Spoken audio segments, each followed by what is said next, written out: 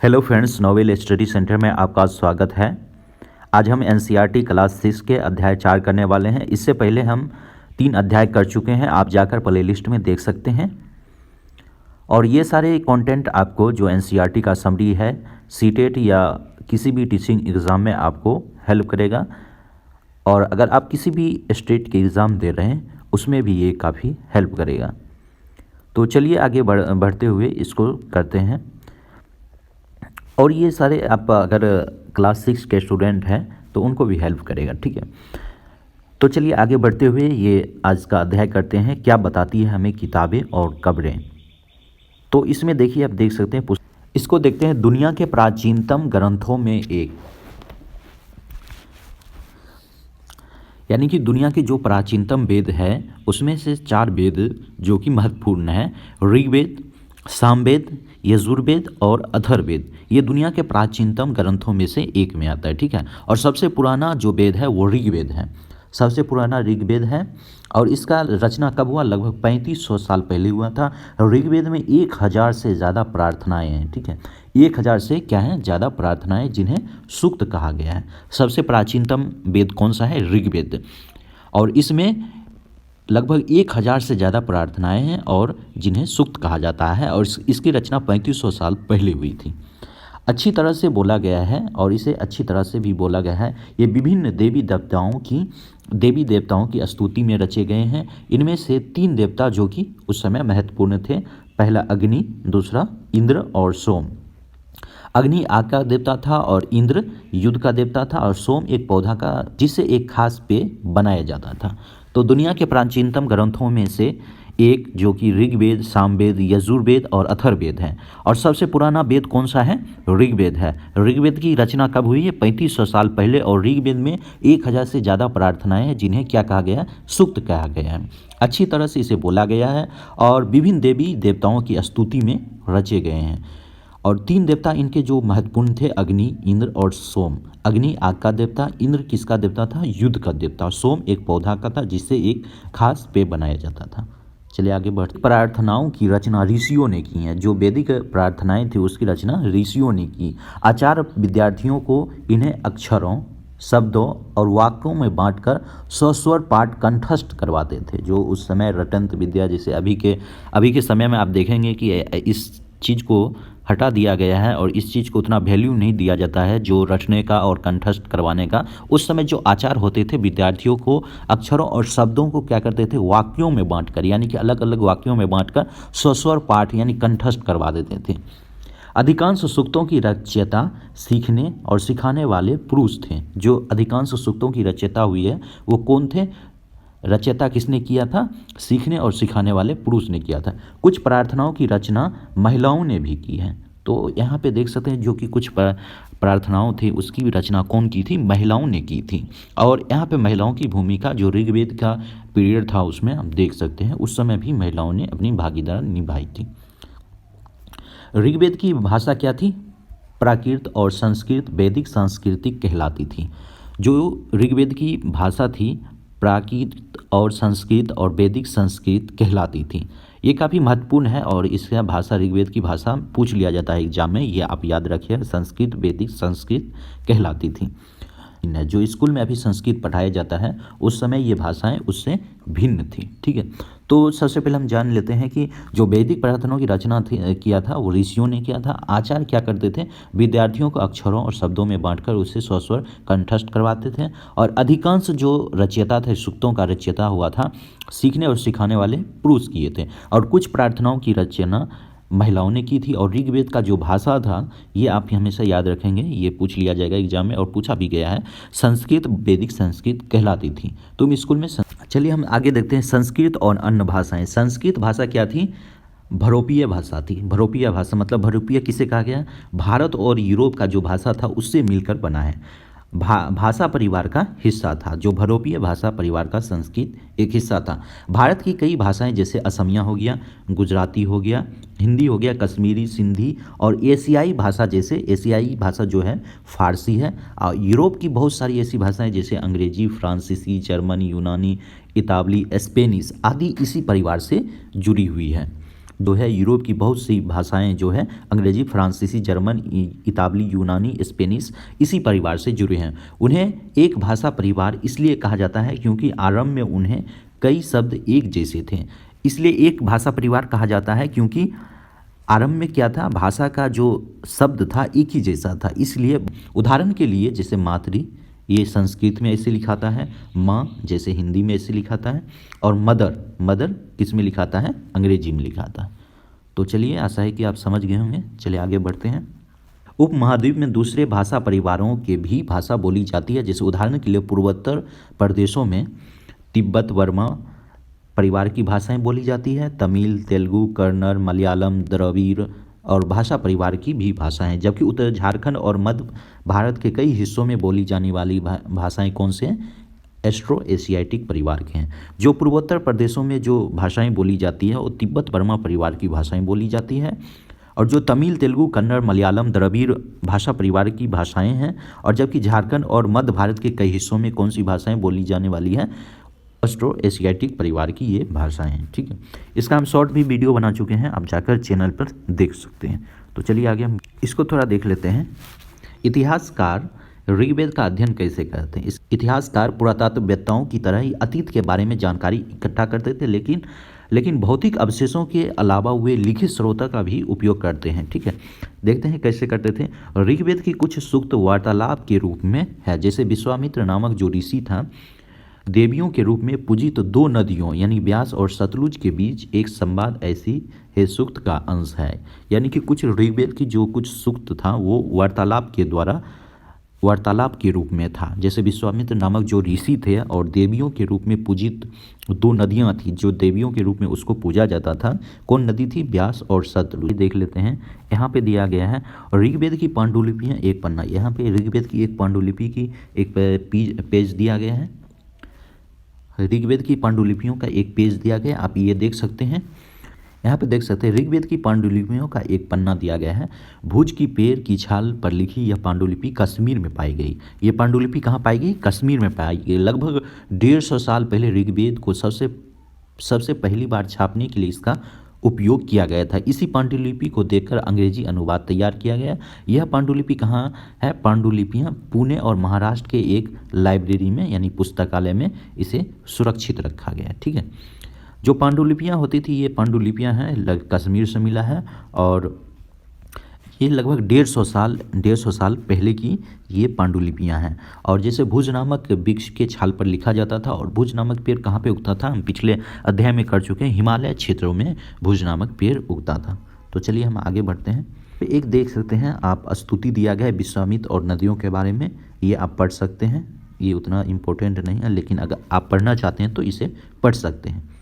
तो चलिए आगे बढ़ते हैं, थोड़ा जानते हैं मवेशी और घोड़े और रथ। ठीक है, मवेशी, घोड़े और रथ। ऋग्वेद में मवेशियों को, बच्चों को यानी खासकर पुत्रों को घोड़ों की प्राप्ति के लिए अनेक प्रार्थनाएं हैं।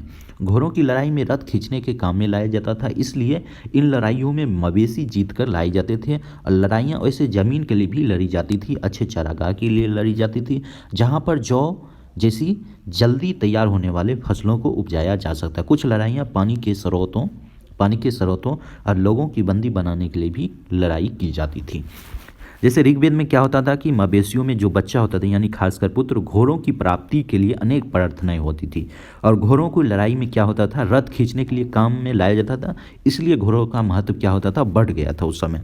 इन लड़ाइयों में मवेशी जीतकर भी लाए जाते थे और लड़ाइयाँ वैसे जमीन के लिए भी लड़ी जाती थी। अभी के समय में आप देखेंगे वर्तमान में कई सारे देश में जमीन के लिए लड़ाई लड़ी जाती है, लेकिन उस समय जो ऋग्वेद काल में उतना जमीन का महत्व नहीं होने के बावजूद भी जमीन की लड़ाई लड़ी जाती थी। किस लिए, जहाँ पे अच्छा चारागाह होता था और मवेशी को अच्छे खाना घास मिल सके, उसके लिए भी लड़ाई लड़ी जाती थी। तो अगर आप पुराना सीरियल देखेंगे या फिल्म देखेंगे तो उसमें ये सारे चीज़ दर्शाया गया है। ठीक है, जैसे जल्दी ही तैयार होने वाला कौन सा फसल था, जौ था। यहाँ पर क्या होता था ये आप पढ़ सकते हैं। युद्ध में जीते गए धन का कुछ भाग क्या होता था, सरदार रख लेते थे और कुछ हिस्सा पुरोहित को दे दिया जाता था और शेष धन आम लोगों में बांट दिया जाता था। कुछ धन यज्ञ करने के लिए प्रयुक्त होता था और यज्ञ के आग में आहुति दे दी जाती थी। आहुतियाँ देवी देवताओं को दी जाती थी, जैसे घी, अनाज और कभी कभी जानवरों की भी आहुतियाँ दी जाती थी। तो जो युद्ध में जीता गया धन था वो सरदार रख लेते थे और कुछ हिस्सों को पुरोहित को दे दिया जाता था। यानी पुरोहित कौन होते थे? जो ब्राह्मण होते थे उनको दे दिया जाता था। और शेष धन आम लोगों में बांट दिया जाता था और कुछ धन का उपयोग यज्ञ करने के लिए भी प्रयुक्त होता था। और यज्ञ की आग में आहुति दी जाती थी। ये आहुतियाँ देवी देवताओं को दी जाती थी। घी, अनाज और कभी कभी क्या जानवरों की भी आहुतियाँ दी जाती थी। और क्या होता था कि अधिकांश जो पुरुष होते थे वो इस युद्ध में भाग लेते थे। कोई अस्थायी सेना नहीं होता था, लेकिन लोग सभाओं में मिलते जुलते थे। युद्ध और शांति के विषय में सलाह मशवरा भी करते थे। वहाँ से ये लोगों को अपना सरदार भी चुनते थे जो बहादुर और कुशल योद्धा होते थे।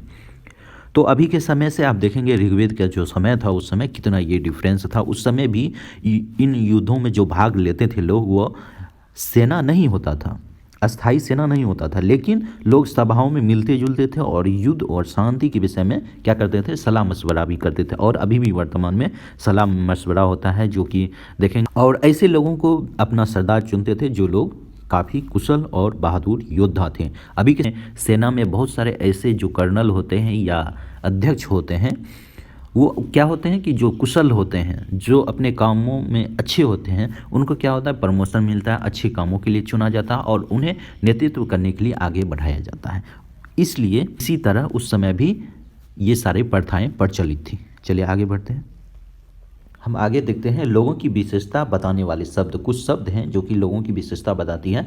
लोगों का वर्गीकरण काम, भाषा, परिवार, समुदाय, निवास स्थान या सांस्कृतिक परंपरा के आधार पर किया जा रहा है। ऋग्वेद में लोगों की विशेषता बताने वाले कुछ शब्द के दिया गया है जो हम देखते हैं।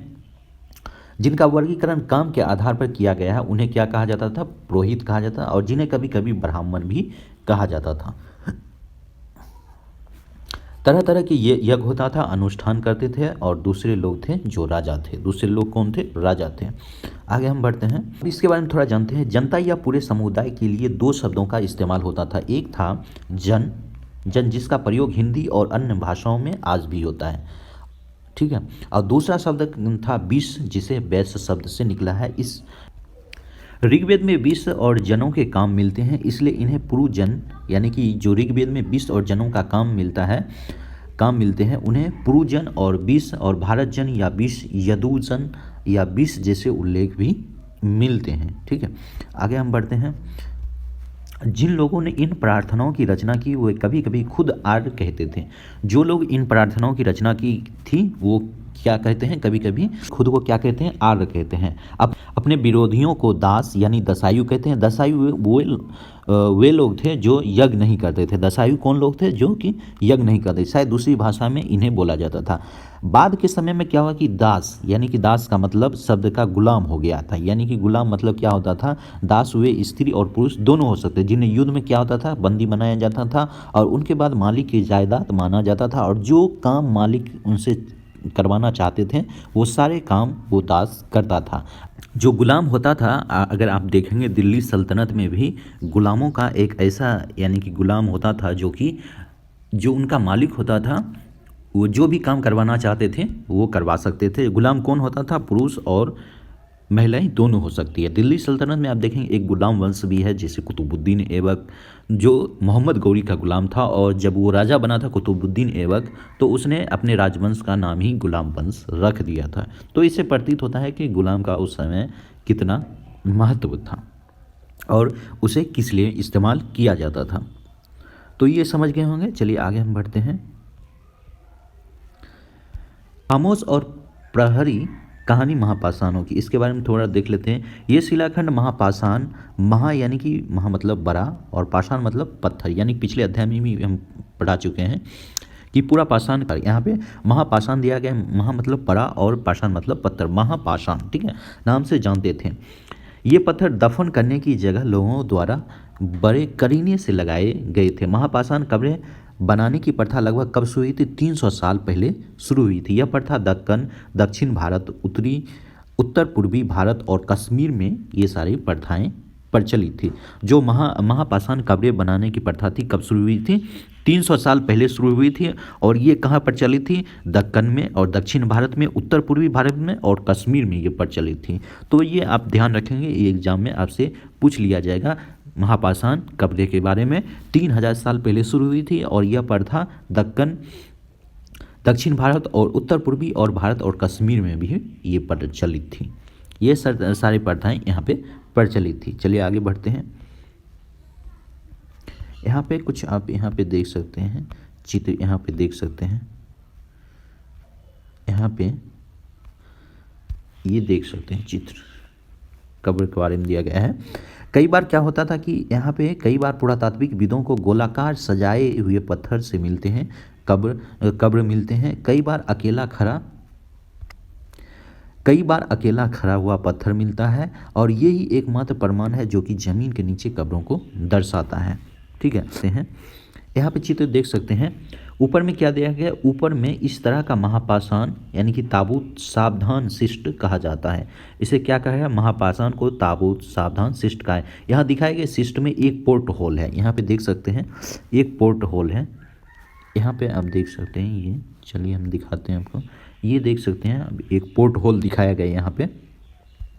और इसमें क्या दिया गया है? पोर्ट होल दिखाया गया जो बड़ा सुराख है। ठीक है, जो शायद पत्थरों से बने हुए कमरे में जाने का ये रास्ता है। शायद ये जो पत्थर सा बना हुआ कमरा था उसमें जाने के लिए एक रास्ता था। इन कब्रों में कुछ समानताएं भी हैं, जैसे मृतकों को खास किस्म के मिट्टी के बर्तनों के साथ दफनाया जाता था, जिन्हें काले लाल मिट्टी के बर्तन यानी कि ब्लैक एंड रेड बियर के नाम से जाना जाता था। और इसके साथ कुछ ऐसे भी मिले हैं कि जैसे लोहे का औजार, हथियार, घोड़े का कंकाल और सामान तथा पत्थर, सोने के गहने, ये सारे चीज़ भी यहाँ पे मिले हैं। तो जो मिट्टी का बर्तन के साथ भी कुछ लोगों को दफनाया जाता था और कुछ लोगों के साथ लोहे का औजार, हथियार और घोड़े के कंकाल यानी कि उसके साथ भी दफना दिया गया था।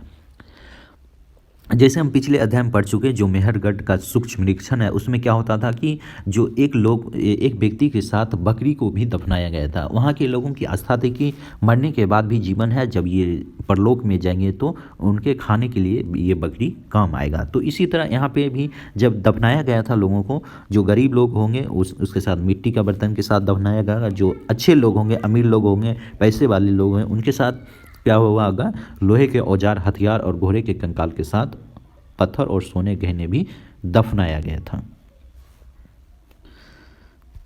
तो चलिए आगे हम देखते हैं। यहाँ पे कुछ चित्र दिया गया है, आप देख सकते हैं। महापाषाण कब्र में मिले लोहे के सामान, यहाँ पे बाएं ओर और घोड़े के नाल, यहाँ पे घोड़े के सामान मिले हैं। बाईं ओर आप देख सकते हैं घोड़े के लिए सामान ये मिला है, ये घोड़े के लिए इस्तेमाल किया जाता था। और ये एक कुल्हाड़ियाँ हैं। कब की ये कुल्हाड़ियाँ हैं? महापाषाण कब्रों में मिली है। ठीक है, और ये एक कटार दिया गया है जो महापाषाण कब्रों में ये लोहे के सामान सारे मिले हैं। तो चलिए हम चर्चा करेंगे लोगों की सामाजिक असमानताओं के बारे में, यानी कि सामाजिक असमानता किसे कहा जाता है? जो अमीर और गरीबों के बीच जो फासला होता है धन के, संपत्ति के या रहन सहन का, उसके बारे में उस समय भी ये सामाजिक असमानताएं थी। भारत में अभी भी वर्तमान में देखेंगे कि जो आधे से अधिक जो भारत की संपत्ति है वह कुछ चंद अमीरों के पास है और जो ज़्यादा व्यक्ति हैं उनके पास बहुत कम ही संपत्ति है।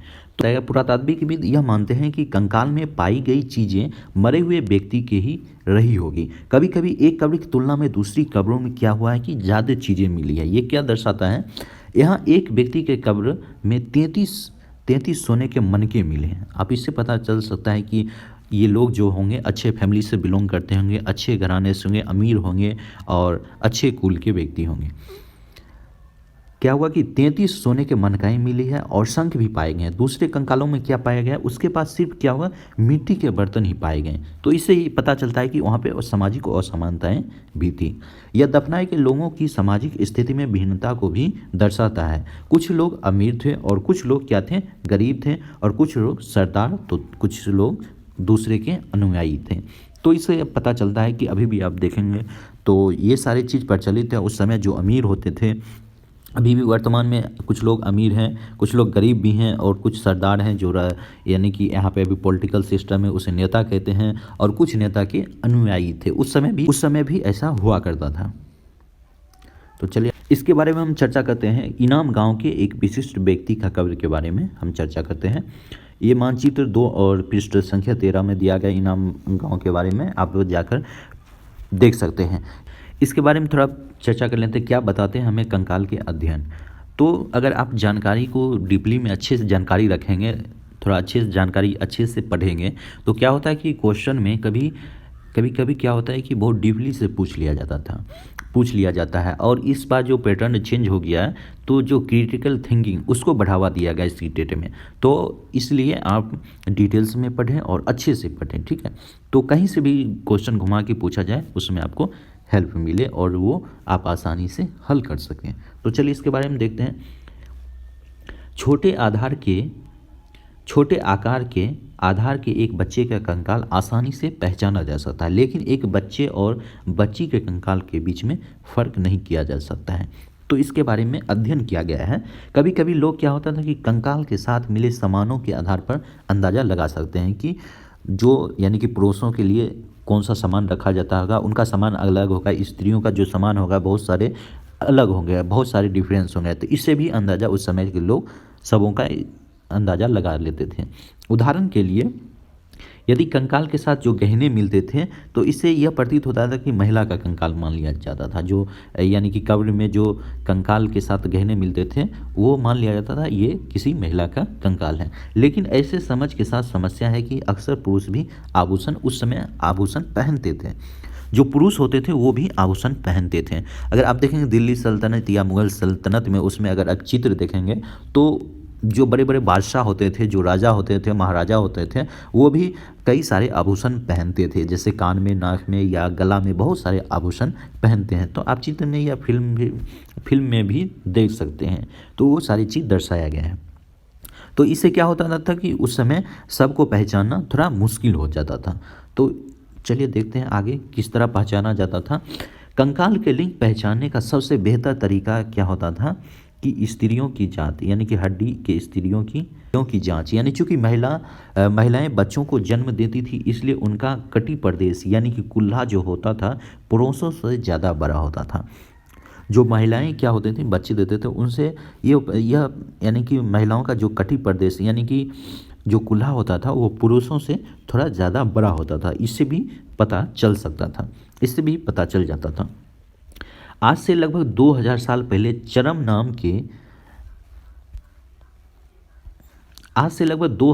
पहले चरक जो कि महान प्रसिद्ध वैद्य थे, उन्होंने चिकित्सा शास्त्र का चरक संहिता नामक बुक लिखा है। ये आप याद रखें, जो चरक कौन से बुक लिखे हैं, चिकित्सा शास्त्र का एक बुक लिखा है चरक संहिता। ये क्वेश्चन कई बार एग्जाम में पूछा गया है, ये बार बार पूछा जाता है। मनुष्य के शरीर में लगभग 360 हड्डियां होती हैं और यह आधुनिक शरीर की रचना विज्ञान की 206 हड्डियों से काफ़ी ज़्यादा है। संभवतः चरक ने अपनी गिनतियों में दांत और हड्डियों के जोड़ और कार्टिलेज को भी यह संख्या जोड़ लिया होगा। यहाँ पे आप देख सकते हैं कि जो कंकाल और लिंग पहचानने का जो बेहतर तरीका था क्या था कि हड्डियों का जांच करना, ठीक है, हड्डियों का जांच करना। चलिए हम फिर से इसको करते हैं। कंकाल का लिंग पहचानने का सबसे बेहतर तरीका क्या था? हड्डियों का जांच करना है। सबसे अभी भी वर्तमान में देखेंगे कि किसी व्यक्ति का मौत हो जाता है तो यानी कि इसको छोड़ते हैं। कंकाल की लिंग पहचानने का सबसे बेहतर तरीका क्या होता था? हड्डियों का जांच करना। चूंकि महिलाएं बच्चों को जन्म देती थी और उनका कटी प्रदेश जो खुला होता था पुरुषों से ज़्यादा बड़ा होता था, इससे भी पता चल सकता था। आज के समय में लगभग 2000 साल पहले चरक नामक प्रसिद्ध वैद्य हुए थे, ठीक है। 2000 साल पहले कौन थे? चरक नाम के एक प्रसिद्ध वैद्य हुए थे जिन्होंने चिकित्सा शास्त्र पर चरक संहिता नाम की एक किताब लिखी थी, ठीक है। जो प्रसिद्ध वैद्य थे वो कौन सी बुक लिखी थे? चरक संहिता नाम की एक किताब लिखी थी आज से 2000 साल पहले। तो ये क्वेश्चन बार बार पूछा जाता है और आप इसे याद रखिएगा। जो प्रसिद्ध चरक वैद्य थे उनका बुक का नाम क्या था? चरक संहिता नाम था। उनके अनुसार मनुष्य के शरीर में कितनी हड्डियां होती है? 360। ये भी आप याद रखिएगा। अब क्या हुआ कि अब क्वेश्चन थोड़ा क्रिटिकल यानी कि थोड़ा डीप में पूछा जाता है और अब जो सीटेट का पहले का पैटर्न था वो थोड़ा आसान था और लेकिन अब क्रिटिकल कर दिया गया है। तो ये सारे आपको जानकारी रखना जरूरी है। यह आधुनिक शरीर रचना विज्ञान की 206 हड्डियों से काफ़ी ज़्यादा है। तो संभवतः क्या हुआ कि चरक ने अपनी गिनती दांत, हड्डियों का जोड़ और कार्टिलेज का भी जोड़कर संख्या यह बताया होगा।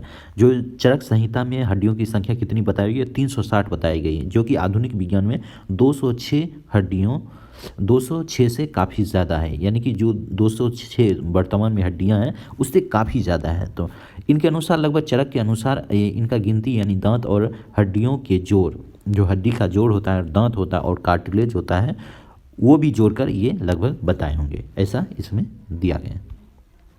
तो चलिए आगे हम बढ़ते हैं।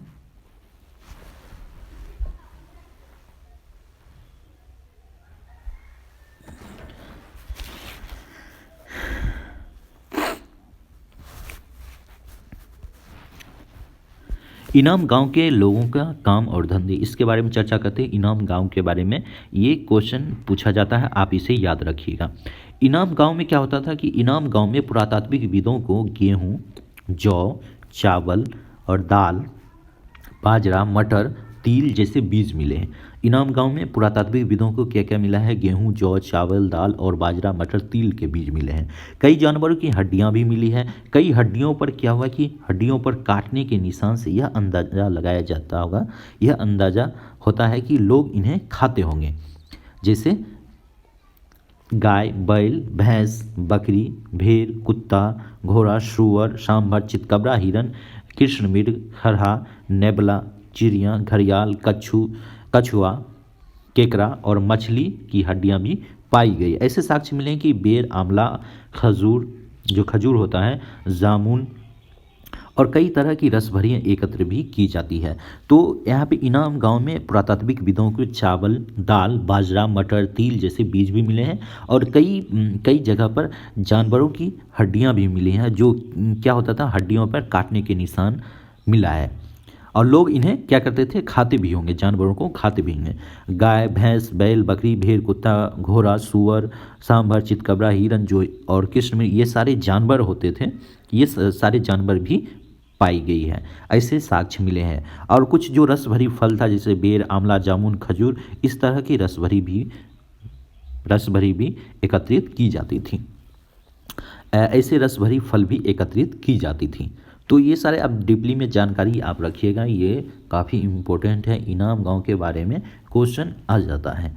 तो ये सारे जानवर और जो रस भरी फल है, इसके बारे में आप ज़रूर याद रखिएगा। जितने भी इससे पहले एनसीईआरटी का जो समरी कराया गया है यूट्यूब पे, उसमें आप देखेंगे कि ये सारे बहुत कम ही नॉलेज, यानी कि बहुत कम ही बताया गया है, क्योंकि जो पैटर्न था सीटेट का, उसी के आधार पर बताया गया था। अब क्या हो कि पैटर्न चेंज हो गया और उसके बाद आप इस तरह से पढ़ सकते हैं।